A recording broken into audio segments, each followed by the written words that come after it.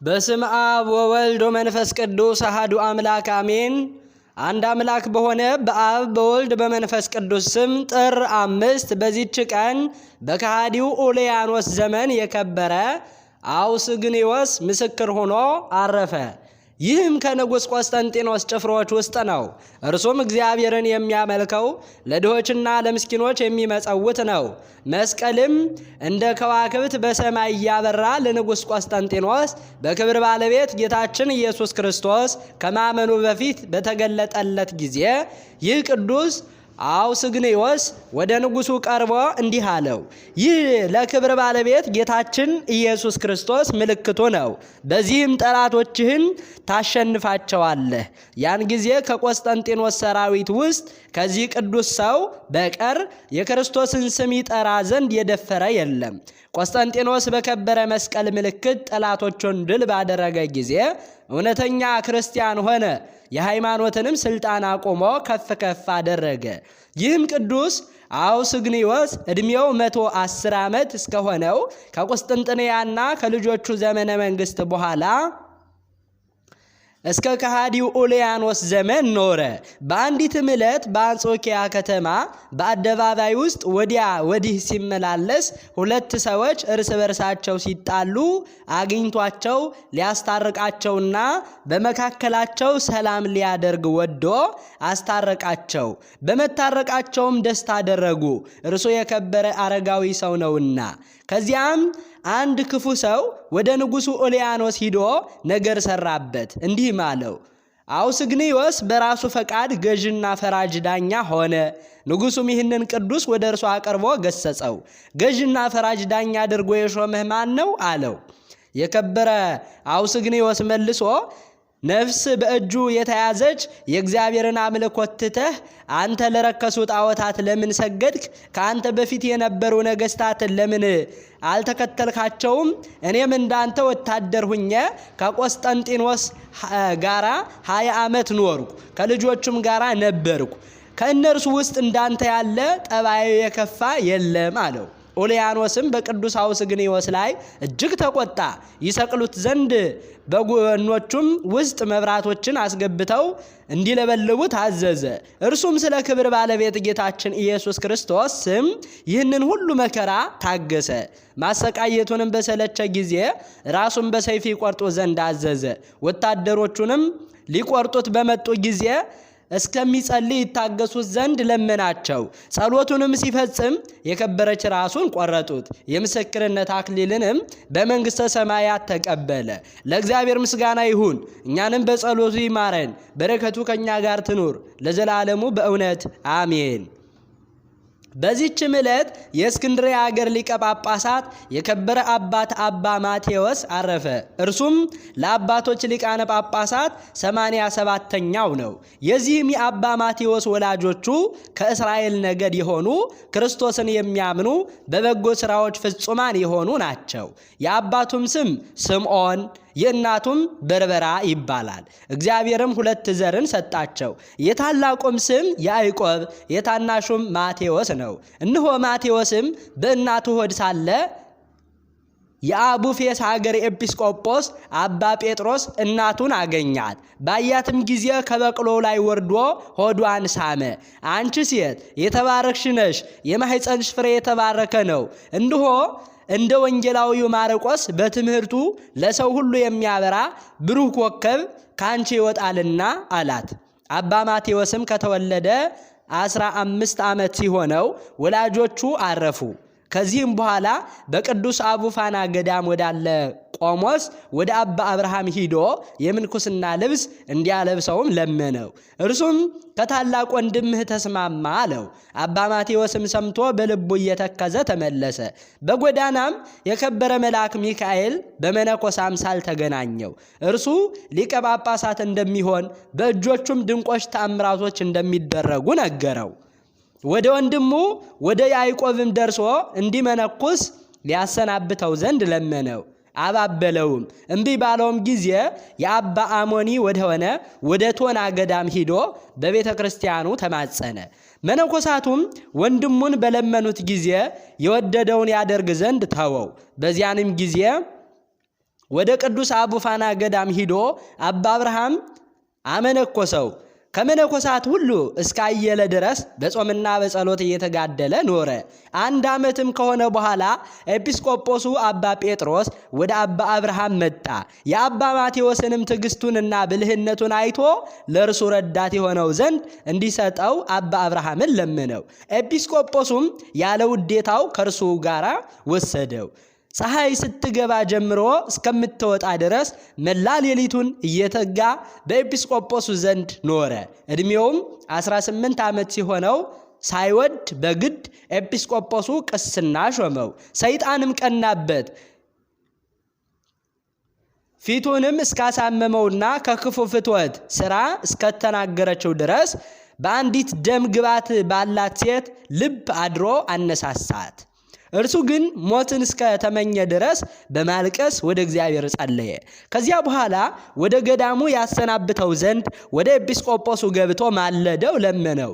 ኤጲስቆጶሱም መሄድን በከለከለው ጊዜ ወደ ዕቃ ቤት ገብቶ ዋጋው ብዙ የሆነ የኤጲስቆጶሱን መቀደሻ ልብሰ ተክህኖ አንስቶ በየጥቂቱ በምላጭ ቆራረጠውና መልሶ ከቦታው አኖረው። በማግስቱ ኤጲስቆጶሱ አባ ማቴዎስን መቀደሻዬን ልብሰ ተክህኖ አምጣልኝ፣ ዛሬ ቀድስ ዘንድ አለው። ባቀረበለትም ጊዜ እንደ እንጨት ጥራቢ ሆኖ በፊቱ ወደቀ። ኤጲስቆጶሱም ተቆጥቶ ይህንን የሰራ ማን ነው አለ። አባ ማቴዎስም እኔ ነኝ። አሁንም ወደ ቦታዬ ካላሰናበትከኝ በዚህ ቦታ በዝሙት ከመውደቅ ከዚህ የበለጠ ሰራለሁ አለ። ከዚያ በኋላ በየቀኑ 300 እንዲሰግድ በሌሊትም በቤትና በዋሻ ውስጥ ገብቶ እንዳያድር በቤተ ክርስቲያንም ከጸሎት ጊዜ በቀር እንዳይገባ ለገዳሙ ሰዎች ስለ እርሱ የውግዘት ደብዳቤ ጽፎ በቁጣ አሰናበተው። አባ ማቴዎስም ይህንን ቅጣት ተቀብሎ 2 ዓመት ያህል ተጋደለ። ኤጲስቆጶሱም ትዕግስቱንና ቅንነቱን ሰምቶ በፍትሃትና የቡራኬ ቃል ላከለት። ከዚያ በኋላ ወንድሙ ያዕቆብ ወደ ገዳም ወጥቶ መነኮሰ። ሰይጣንንም እስካሸነፈው ድረስ ተጋደለ። አባ ማቴዎስም ወደ አባ እንጦንዮስ ገዳም ሂዶ በዚያ እየተጋደለ ብዙ ዘመን ኖረ። ከዚያም ስሙ ያዕቆብ የሚባል ጻድቅ መነኮስ ነበረ። ብርሃናዊ መልአክ ወደ አባ ማቴዎስ መጥቶ እጅ ሲነሳው በራሱም ላይ ወንጌልን ሲያኖር በእጁም መክፈቻን ሲሰጠው ራእይን አየ። አባ ያዕቆብን በነቃ ጊዜ ይህንን ራእይ ለአባ ማቴዎስ ነገረው። ከዚያን ጊዜ ጀምሮ ከንቱ ውዳሴን በመጥላት ከሀገር ወደ ሀገር የሚዘዋወር ሆነ። በአንዲት ዕለት በቁርባን ቅዳሴ ላይ ሲያገለግል ጌታችን መድኃኒታችን ኢየሱስ ክርስቶስን በመሠዊያው ላይ ተቀምጦ አየው። በታናሽ ሕፃን አምሳል በፀሐይል ውስጥ ተኝቶ ነበረ። ህብስቱንም በሚፈትትበት ጊዜ እጆቹን ዘርግቶ በታላቅ ልቅሶ ጋራ ፈጽሞ እያደነቀ በመፍራት ለረጅም ጊዜ ይቆማል። ይህንን ራእይ ለማንም አይናገርም። መምህሩም ለረጅም ሰዓት ሲቆም ባየ ጊዜ ያድንቅ ነበረ። ይህንንም ይገልጽለት ዘንድ ወደ እግዚአብሔር ጸለየ። በአንዲትም ዕለት አባ ማቴዎስ እንደ ልማዱ ሊቀድስ ገባ። ጌታችንን ኢየሱስ ክርስቶስን በሕፃን አምሳል በፀሐይል ውስጥ ተኝቶ ህብስቱንም መስሎ በአባ ማቴዎስ እጅ ሲቆረስ ለመምህሩ ለአበምኔቱ ታየው። አበምኔቱም አደነቀ። ለእኛ ለሰው ልጆች ይህንን ታላቅ ጸጋ የሰጠህን አቤቱ ለአንተ ምስጋና ይገባል አለ። አባ ማቴዎስም ይህንን ባየ ጊዜ የብረት ችንካር አመጣ። ተልቶ ከእርሱ ትል እስከሚወጣ ድረስ በጉልበቱ ውስጥ በዓርብ ቀን ቀረቀረው። ከዚያ በኋላ ወደ ደብረ ቁስቋም ሂዶ አብዝቶ እየተጋደለ በዚያ ኖረ። ወደ ላይ ቀና ብሎ ሲመለከት ጌታችንን የክብር ባለቤት ኢየሱስ ክርስቶስን በአባቱ ቀኝ ተቀምጦ የሚያየው ሆነ። ወደ ታችም ሲመለከት በውቅያኖስ ጥልቅ ውስጥ በጌትነቱ ክብር የሚያየው ሆነ። ከዚህ በኋላ ሊቀ ጳጳሳት አባ ገብርኤል ባረፈ ጊዜ ያለ ውዴታው ይህንን አባት ሹመት እምቢ ባላቸው ጊዜ ጠባቂዎቹን በላዩ አደረጉ። በማግስቱም ሊቀ ጵጵስና እንደሚገባው ያዩትን ራእይ ኤጲስቆጶሳቱ ሁሉም ነገሩት። አባ ማቴዎስም እንደማይተው ታውቆ በስውር ምላጭ ወስዶ ምላሱን ጎትቶ ቆረጣት። በዚያችም ሌሊት እመቤታችን የከበረች ድንግል ማርያም ወደ እርሱ መጥታ የሚያድን ቅባትን ቀብታ ምላሱን እንደቀድሞው አድርጋ መለሰችለት። ወደ እስክንድሪያም ወሰዱት። በነሐሴ 16 አምላክን በወለደች በእመቤታችን በቅድስት ድንግል ማርያም በበዓሏ ቀን ሊቀ ጵጵስና በሾሙት ጊዜ 3 ጊዜ ይገባዋል የሚል ቃል ከሰማይ ተሰማ። በክንዱ ላይም ያደረጉ ዘንድ የወንጌላዊ ማርቆስን ራስ አመጡ። እርሷም ወደ ላይ በረረችና አፉን ሳመች።